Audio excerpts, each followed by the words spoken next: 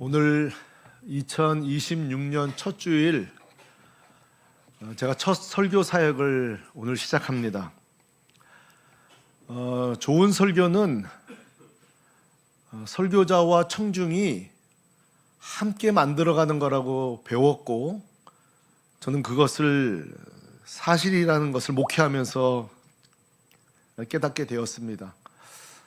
지금까지 성도님들의 기도 가운데 제가 6년 동안 말씀 사역을 했습니다.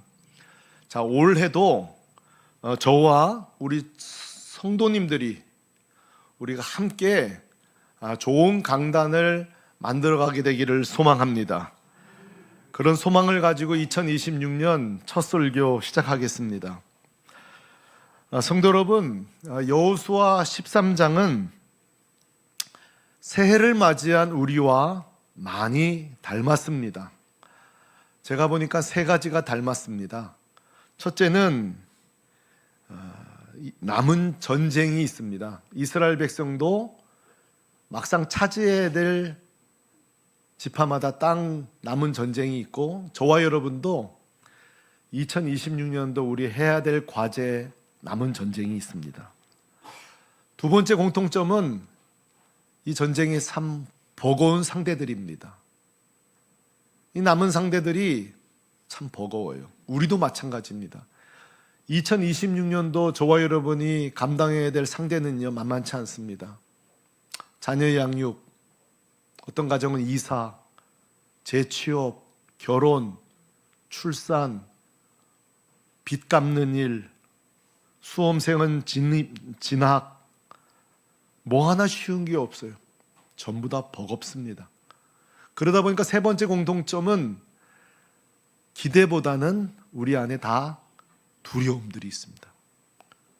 염려가 있습니다. 이스라엘 백성들은 또 어떻게 싸우나, 우리 성도들도 또 한 해 어떻게 살아가나, 기대로 시작해야 됨에도 불구하고 사실 다 두려움이 있는 것이 현실입니다. 그런데 말입니다, 이 13장 8절부터의 기록 방식이 참 재밌습니다. 왜냐하면 읽는 자로 하여금, 제가 이런 표현을 쓸게요, 묘한 용기를 줍니다. 어떤 용기요?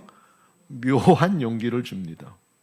저는 이 13장 8절부터 읽을 적에 이럴 줄 알았어요. 하나님께서 너희 지파들은 북쪽을 차지하고, 너희 지파들은 남쪽을 차지하고, 너희들은 중부를 점령하고, 계속 하나님은 부담되는, 해야 될 숙제처럼 부담되는 전쟁 점령 목록들을 줄줄줄줄줄 명령하실 줄 알았습니다. 하실 일들 말입니다. 근데 아닙니다. 이 명령은 실제로는 14장부터 등장하고요, 13장은 뜻밖에도 과거 요단강 건너기 전에 있었던 사건, 그러니까 하나님께서 하셨던 이 역사 기록, 놀라운 역사, 가령 시온 왕과 이 옥 왕을 물리쳤던 일, 좀처럼 차지하기 어려웠던 땅을 감격적으로 차지했던 사건들을, 굳이 기록할 필요가 없는 이 사건들을 재기록하고 있다고요. 재진술하고 있다고요. 8절에 이렇게 나옵니다. 므낫세 반지파와 함께 르벤 족속과 갓 족속은 요단 저편 동쪽에서 그들의 기업을 모세에게 받았는데 하면서 동편 이야기 나오는데, 지도 한번 보시죠. 저 지도를 보면 요단 동편이 만만한 땅이 아닙니다. 골짜기 많죠. 저 바산 왕, 독한 왕들이 있죠. 옥왕, 무시무시한 이 족속들이 있죠. 사실 저 땅 차지하는 거 쉽지 않습니다. 그런데 그 명단들을 다시 31절까지 기록하고 있는 거예요. 성도 여러분, 왜 성경은 14장 곧장 가지 않고 13장에서 굳이 기록할 필요가 없는 지난 역사를 다시 기록하고 있을까요? 하나님의 의도는 뭡니까? 여러분, 하나님의 의도가 뭘까요? 그것은 바로 지금 남아있는 각 지파마다 부담스러운 그 점령 전쟁 속에 부담에 갇혀있는 이 백성들에게 지나간 과거의 은혜, 하나님이 하셨던 능력의 사건을 기억나게 함으로써 다시 두려움이 아니라 용기를, 염려가 아니라 도전을 주고 있는 것입니다. 그래서 13장은요, 여러분은 어떨지 모르지만 저는 이렇게 읽히더라고요. 들어보세요. 이 같은 13장인데 저는 이렇게 읽히는 거예요. 지난 동편전쟁 누구 때문에 승리했냐? 시온왕, 옥왕, 이스라엘 네 힘으로 이겼냐? 내 힘으로 이겼냐? 저는 이렇게 읽혀요, 이 말씀이. 하나님이 또 묻습니다. 앞으로 점령할 땅도 네 힘으로 싸울 거냐? 내 은혜로 싸울 거냐? 저는 이 말씀이 이렇게 읽히는 거예요. 그리고 13장은 이렇게 우리에게 말을 걸어옵니다. 따라하십시다. 내가 또 도와줄 것이다. 내 은혜로 승리하거라. 할렐루야. 하나님의 의도가 뭔지 아세요? 하나님의 의도는 제발 좀 두려움, 그 염려, 걱정 좀 떨쳐내고 너가 과거에 받았던 그 은혜를 가지고 용기와 도전을 가지고 걸어가라는 거예요. 오늘 새해 첫 주를 맞이하는 하나님이 우리에게도 이렇게 묻고 계시지 않나요? 너 새해가 왔긴 왔지만 이것도 해야 되고 저것도 해야 되고 어느새 기대보다 너 부담에 갇혀 있지? 오늘 우리에게 묻습니다. 하나님이 다 아세요. 하나님은요, 저에게도 묻고 계세요. 이 목사, 너 교회가 창립 50주년 됐다고 해서 좋기도 하지만 부담되지? 오늘 아침에 제가 넥타이를 맸는데 제 아내가 그래요. 당신 무슨 일 있냐는 거예요. 무슨 걱정 있냐요. 걱정 하나도 없거든요. 근데 저도 모르게 이게 부담이 되는 거, 새해가. 갈수록 제 아내의 촉이 이게 예리해져서 굉장히 이게 또 부담스러워요. 굉장히 예민해지고 있어요. 저도 모르게 부담을 가진 거예요. 또 어떻게, 이 한 해 어떻게 목회해야 하지? 이 50주년 이거 어떻게 해야 하지? 성도 여러분, 우리 이렇게 근사하게 예배드리고 있지만 우리 다 부담에 갇혀 있어요. 염려에 갇혀 있다고요. 그런 우리들에게 오늘 첫 주일, 첫 말씀을 하나님 우리에게 분명히 묻고 계십니다. 잘 들으세요. 한번 묻자. 2025년 네 힘으로 살았냐? 하나님 묻고 계십니다. 오늘 여기 계신 부모님들에게 하나님 또 물으십니다. 자녀 이미 둘, 셋 키우는 부모에게 묻습니다. 첫째, 둘째 그거 네 힘으로 키웠냐? 네 힘으로 취업했냐? 저는 그럴 거예요. 야, 네 힘으로 여기까지 목회했냐? 하나님 이렇게 말씀하십니다. 너 내 힘으로 여기까지 왔잖아. 너 내 은혜로 여기까지 살아왔잖아. 오늘 주님이 우리에게 묻고 또 묻는데, 성도 여러분, 또 우리가 잊었습니다. 또 우리가 놓쳤습니다. 우리가, 여러분, 작년 아니 지금까지 우리 힘이 아니라 하나님의 힘으로 살았다고 믿으시면 아멘. 동의하십니까? 확실합니까? 그리고 우리에게 오늘 다시 말씀하십니다. 2026년 걱정하지 마. 너는 올해도 내 힘으로 살 것이다. 우리 앞뒤 좌우로 선포해 주십시오. 우리는 하나님의 힘으로 살 것입니다. 더 큰 소리로요. 우리는 하나님의 능력으로 살 것입니다. 여러분 믿습니까? 오늘 13장이 오늘 첫 예배 드리는 우리에게 지금 말을 걸어오고 있는 거예요. 우리에게 묻고 있는 거예요. 이렇습니다. 과거 역사는요, 이래요. 정말 우리에게 용기와 도전을 줍니다. 우리가 그 은혜를 잊는 게 문제인 거죠. 그 역사를 잊는 게 문제인 거예요. 하나님은 오늘 또 숙제, 이 부담 갖고 있는 우리를 향해 과거 은혜를 기억하면서 용기를 가지라고 우리에게 말씀하는 거예요. 그러면 이게 왜 중요한가 하면, 눈에 보이는 현실은 우리를 주눅들게 하지만 받은 은혜는요, 우리에게 용기를 줍니다. 그 대표적인 사람이 여러분 이제 다음 주 제가 설교할 갈렙이에요. 85세 갈렙을 잠깐 소개해 드리겠습니다. 갈렙이 85세가 되던 날 하나님 앞에 이렇게 이야기를 합니다. 성도들 앞에 이렇게 이야기합니다.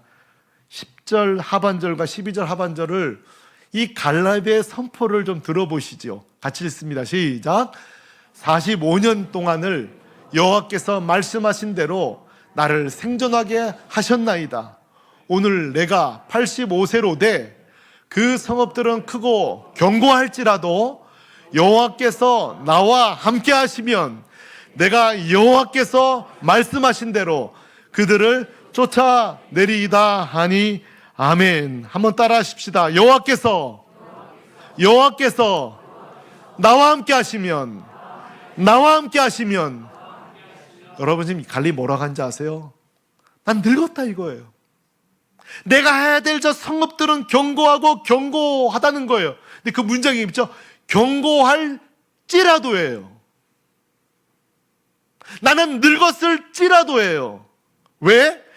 여호와만 나와 함께 하시면, 그리고 여호와의 말씀대로 그들을 쫓아내리라. 이 지금 갈렙이 선포하고 있는 거예요. 성도 여러분, 숙제 내드려요.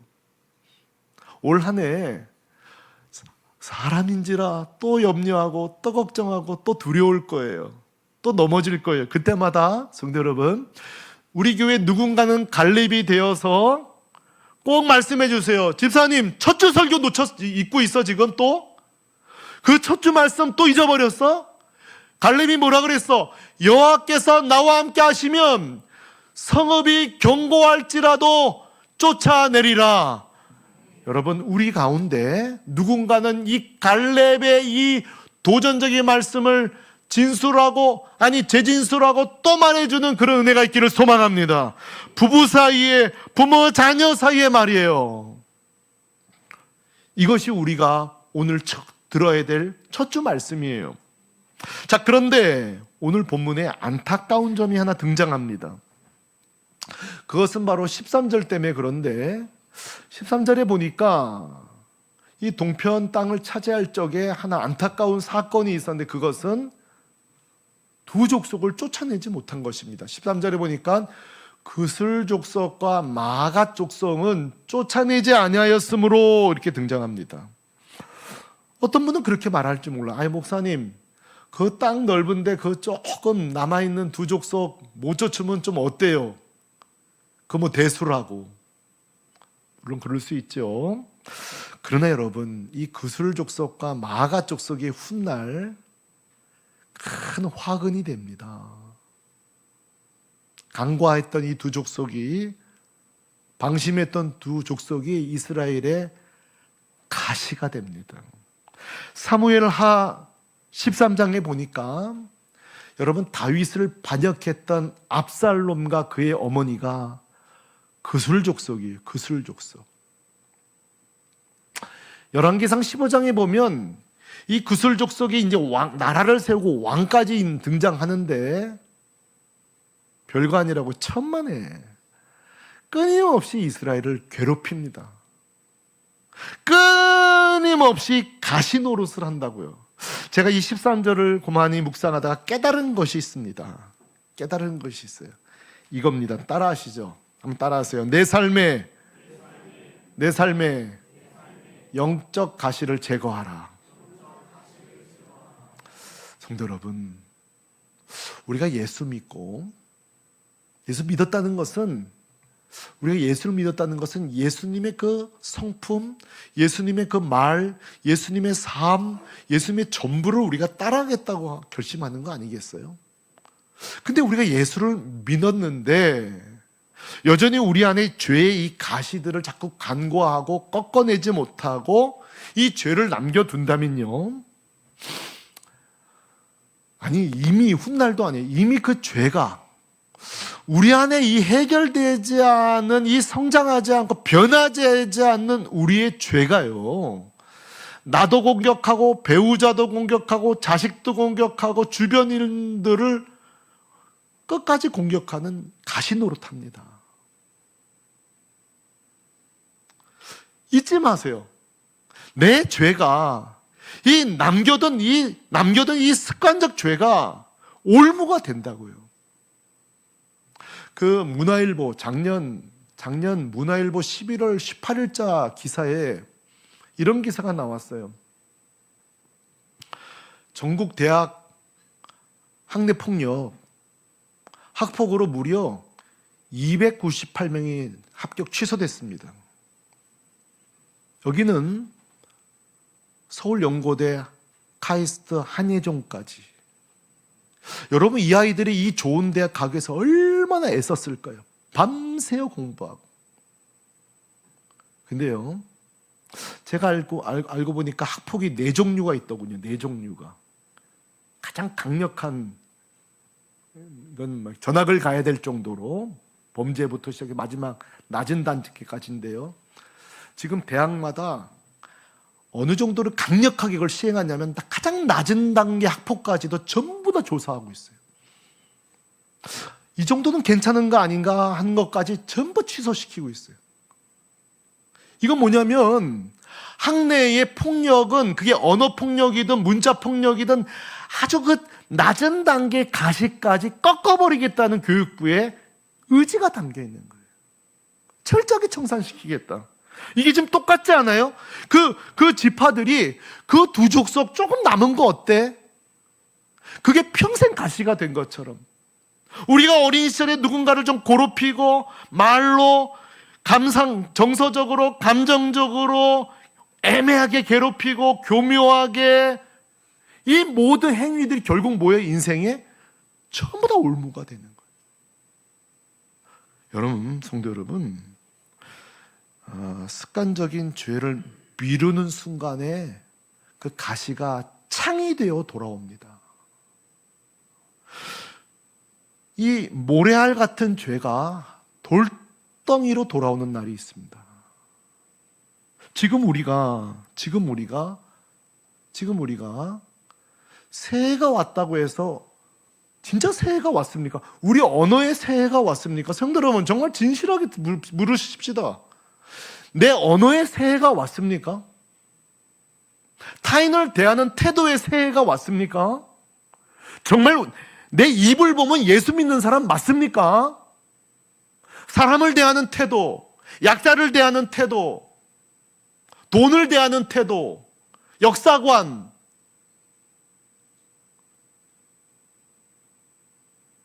병든 자를 대하는 태도, 교우들을 대하는 태도, 모든 면에서 새해가 왔습니까, 성도 여러분?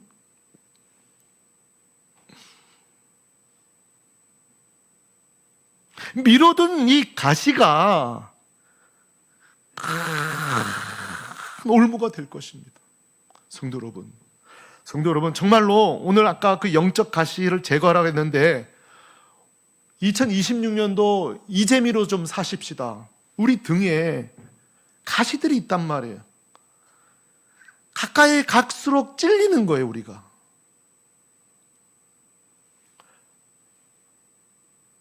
그런 사람 봤어요. 진짜 날 사랑하면 있는 그대로 사랑해줘. 멋진 말이긴 하지만 쉽지 않습니다.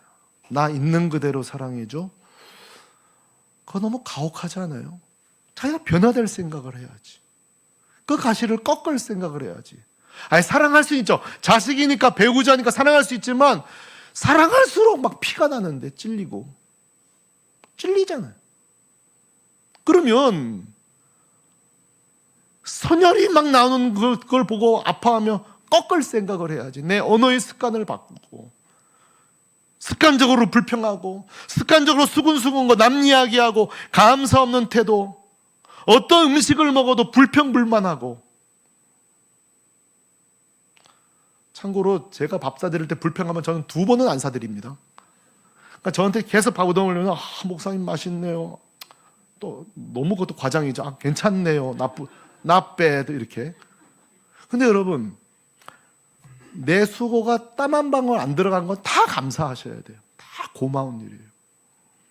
이렇네 저렇네 맛없네 어쩌네. 그걸 못 고치는 순간 우린 불행합니다. 행복하지 못합니다. 자, 새해가 왔습니다. 우리의 모든 영역의 영적 가시를 꺾고 진짜 새해가 오기를 주님의 이름으로 축원합니다. 오늘 하나 더 나누고 싶은 것은 그 차지한 땅을 소개할 때 독특한 표현이 하나 나오던데요. 그게 뭐냐면 지파마다 정확한 경계가 있더라는 것입니다. 10절, 16절, 25절, 27절. 오늘 길어서 제가 다 못 읽었습니다만 모든 지파들이 애매하지 않고 딱 경계가 있어요. 어디는 어디 경계까지와 어디 평지까지와 어디 골짜기까지와 하고 어디 끝 너는 여기는 끝이다 이런 식으로 모든 지파가 그리고 이 세 지파가 두 지파 반이 전부 다 경계가 있어요. 제가 이 경계들, 이 지도를 잘 보면 어느 지파는 좀 섭섭할 것 같아요. 왜냐하면 어느 지파는 물가가 가까이 있고 어느 지파는 평해가 많고 어느 지파는 골짜기가 너무 많아 척박해. 각 지파마다 사실 비교할 때 조금 그럴 수 있을 것 같아요. 그러나 어떤 기준으로 왜 그 지파에게 이 땅을 주셨는지는 알 수 없어요. 그러나 기억하실 것은 하나님이 일단 그 지파에게 땅을 주신 뒤에는 그 땅을 축복하십니다. 골짜기에도 축복하십니다. 물이 많은 곳일지라도 축복하십니다. 어디든 축복하십니다. 제가 이 경계를 보고 깨달은 게 있어요. 뭐냐면 한번 따라해 보실래요? 비교하면 불행해지고 내 것만 보면 감사하다. 그래서 음식점 가서도 스테이크 나오면 남의 거 보지 마세요. 내 것만. 항상 고기는 남의 게 커 보이고 고난은 내 게 커 보여요. 그냥 내 거 나오면 맛있게 먹으면 되는 거예요. 저는 항상 그래요. 야, 오늘 내 거 잘 나왔네. 진짜 그렇게 느껴져요. 자, 이 땅도 마찬가지예요. 그저 내게 주어진 땅이 최선이라고 여기고 살아가면 되는 거예요. 이 태도가 왜 중요한지 설명드릴게요. 세상은 비교해요. 그래서 어떤 표현을 쓰냐면 명당이라는 용어를 써요. 실제 명당은 존재할 수 있어요. 뭐 배산 임수라든지 남향이라든지 뭐 세상적으로 있을 수 있죠. 해가 잘 되면 풀도 자라고 뭐 다 그래 있을 수 있어요. 명당이 있는 것 같아요. 세상적으로는. 어떤 분은 이름도 바꾸라고 해요. 부모의 묘자리도 바꾸라고 해요. 뭐 그럴 수 있죠. 그러나 여러분 성경적으로 이게 맞을까? 아까 말씀드린 얘기를 다시 말씀드려요. 천만의 성도는요 어디를 살든 좀 출발은 늦을지 몰라요. 좀 더딜진 몰라요. 그러나 어디든 성도의 명당은 하나님이 함께 하시면 거기가 명당인 줄로 믿습니다. 이름 바꿀 필요 없는 거예요. 몇 자리 바꿀 필요 없어요. 터 바꿀 필요 없어요. 성도는 그냥 하나님 나와 함께 하시면 그곳이 내가 지금 현재 이곳이 명당입니다 하고 살아가면 되는 거예요. 이게 바로 오늘 이 지파가 주는 교훈이에요. 그래서 제가 이런 말씀 드리고 싶어요. 따라합시다. 남의 땅 아닌 내 것에 집중하자. 이걸 이렇게 적용해 보겠습니다. 지금도 마찬가지예요. 지금도 자꾸 남의 직업, 남의 가정, 남의 은혜, 남의 비전, 남의 성공, 남의 응답받은 거 비교하면 불행해져요. 그러나 기억하세요. 나만의 주신 응답의 경계가 있다. 나만의 주신, 내게 주신 직장, 내게 주신 자녀, 내게 주신 은혜, 이것을 인정하고 우리가 할 일은 그것을 소중히 여기고 아름답게 가꾸어가는 것이 우리의 사명인 줄로 믿습니다. 그거예요. 나에게 주신 자녀를 하나님이 주셨다고 아름답게 그 아이를 키워가면 되는 거예요. 내 부모님을 귀하다 여기고 그 부모님과 함께 살아가는 게 우리의 소명이라는 거예요.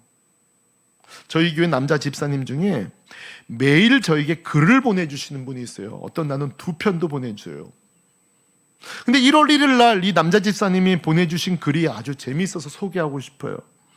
스테파니 해리슨이라는 한 자매인데요. 이분은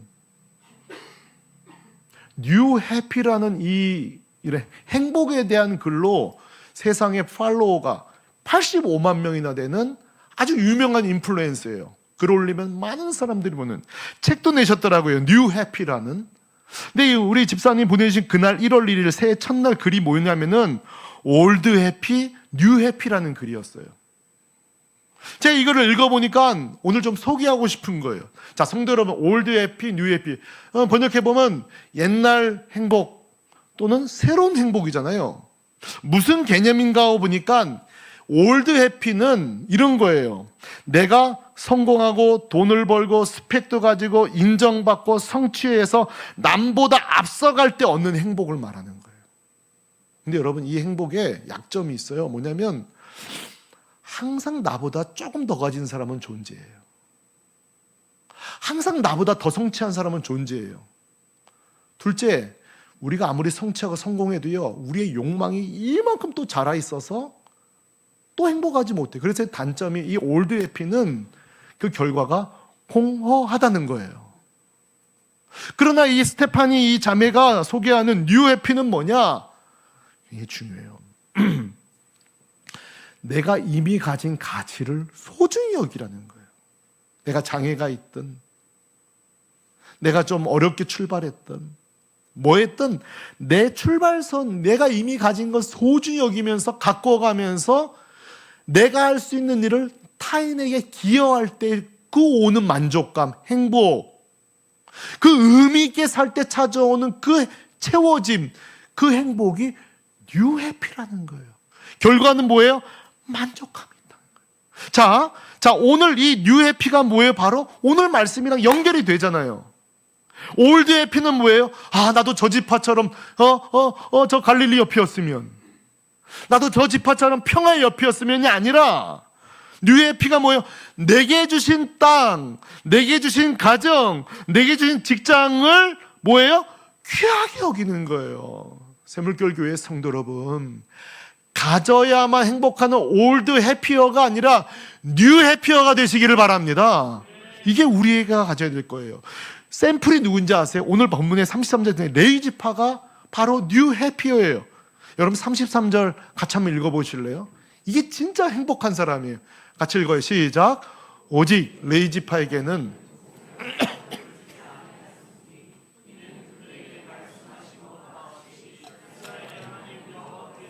그들의 기업이 되심이었더라. 아멘. 저 레이지파가 참 독특해요. 지도에 보면 자기 땅이 없어요. 자기 땅이 없어요. 경작할 땅도 없어요. 짐승도 없어요. 자신이 직접 경작하는 게 아니라 보세요. 레이지파는 이렇게 정의할 수 있어요. 하나님이 땅이 되어주시는 거예요. 하나님이 생명의 양식이 되어주는 삶이에요. 하나님이 그 인생에 복이 되어주시는, 오늘 성경에는 기업이라고 그랬어요. 미래가 되어주신다고 해요. 미래가. 그러니까 레이지파는 다른 11지파와 비교하면 다 부족해. 다 부족해. 그런데 가장 부유하고 가장 행복한 건 누군지 아세요? 레위지파예요. 왜? 하나님이 미래가 되어주시고 하나님이 복이 되어주시는 거예요.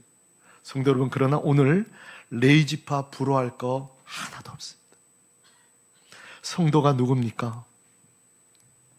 우리니까요, 바로 만왕의 왕 대신 하나님을 모시고 사는 인생이 저와 여러분입니다. 창조자 하나님, 오늘 기도하신 장로님, 오늘 장로님이 큐티 말씀, 요즘 큐티 말씀을 가지고 기도해 주셔서 큰 감동이 있었는데, 요즘 큐티 결론이 뭐예요? 내가 온 세상을 창조하지 않았느냐?